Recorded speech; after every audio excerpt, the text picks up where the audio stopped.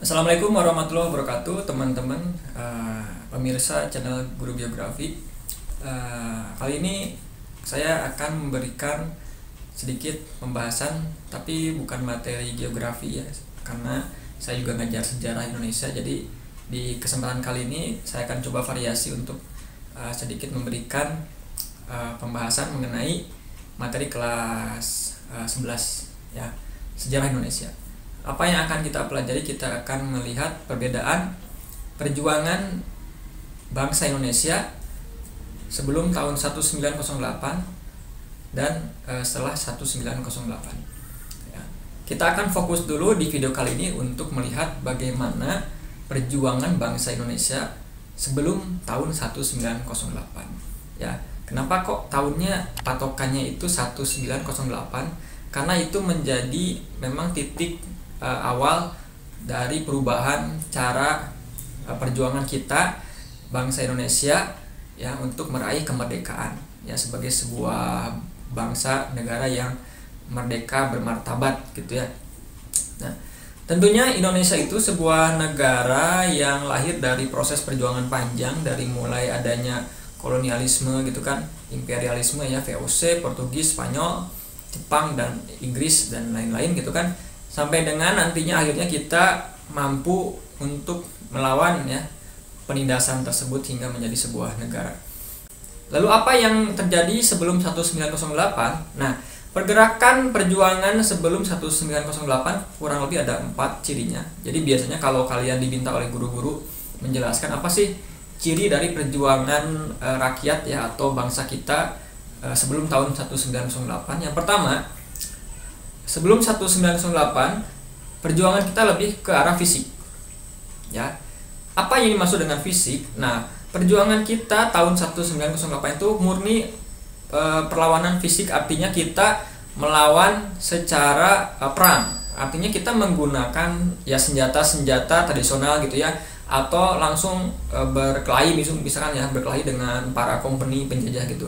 Karena kenapa? Ketika sebelum 1908 ini kan kita belum punya senjata-senjata ya, senjata modern ya, kayak pistol, meriam dan lain-lain. Kita hanya mengandalkan bambu runcing gitu ya, kemudian alat-alat yang ada di sekitar kita, mungkin pakai pacul, parang apa ya dan lain-lain.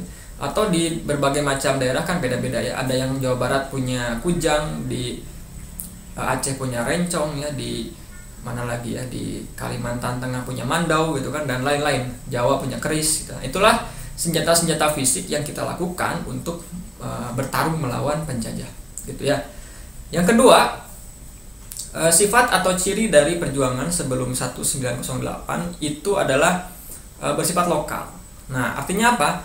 Ketika para penjajah datang ke Nusantara ya, karena belum ada nama Indonesia, tentunya setiap daerah kan punya basis-basis kerajaan-kerajaan tersendiri gitu ya. Nah, kerajaan-kerajaan itulah yang melawan company atau penjajah masing-masing.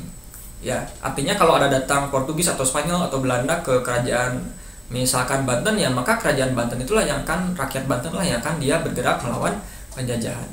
Ya, kalau misalkan ada Portugis, ada Spanyol, Belanda, VOC datang ke Samudra Pasai, maka rakyat Samudra Pasai lah yang mereka berjuang melawan penindasan VOC gitu kan. Nah, begitupun dengan di Maluku, di Sulawesi, Bali dan lain-lain. Ya, artinya itu sifatnya lokal, tidak ada rasa nasionalisme. Dia hanya mempertahankan wilayah kekuasaannya. Gitu kan, karena ada istilahnya hama ya kan, ada yang mengganggu itu si penjajah, maka rakyatnya juga akan melawan gitu. Itu maksud dari perlawanan yang bersifat lokal kedaerahan gitu. Yang ketiga, ciri dari perjuangan sebelum 1908 adalah dipimpin oleh pemimpin karismatik. Nah, ini berkaitan dengan tadi sifat kedaerahan lokal tadi. Nah, di tiap kerajaan ini kan atau daerah punya pemimpin atau orang-orang yang berkarisma ya, terkemuka. Contohnya misalkan Pangeran Diponegoro Jawa Tengah gitu kan, kemudian ada Pangeran Antasari Kalimantan Selatan, ada Fatahillah, ada di Banten ada siapa ya, Sultan Ageng Tirtayasa gitu kan. Nah, itulah tokoh-tokoh sentral yang melawan terhadap penjajahan itu. Jadi dipimpin oleh orang-orang tersebut.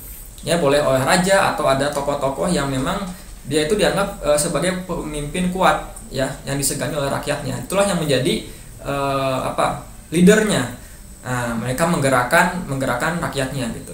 Jadi tiap daerah punya sendiri-sendiri gitu. Patimura ya sana Maluku gitu kan, Imam Bonjol di Sumatera Barat dan lain-lain.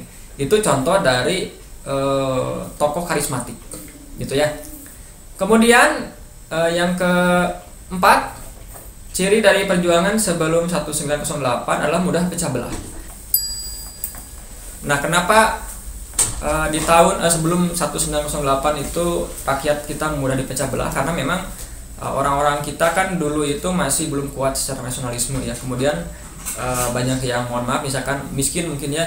Nah, ini menjadi salah satu pintu masuk dari penjajah untuk memberikan pengaruhnya, misalkan untuk diberikan upeti kalau misalkan memberikan informasi tentang kerajaan gitu ya dan lain-lain, strategi dari musuh dan lain-lain. Jadi mudah dipecah belah gitu karena ada berbagai macam masyarakat yang tentunya ini tidak memiliki rasa nasionalisme ya. Mungkin karena mereka ya tadi ya memerlukan uang atau apa, karena VOC Portugis kan dia punya harta yang banyak gitu ya. Itu menjadi senjata mereka untuk memberikan pengaruh ya, itu kolusi ya, korupsi kepada rakyat.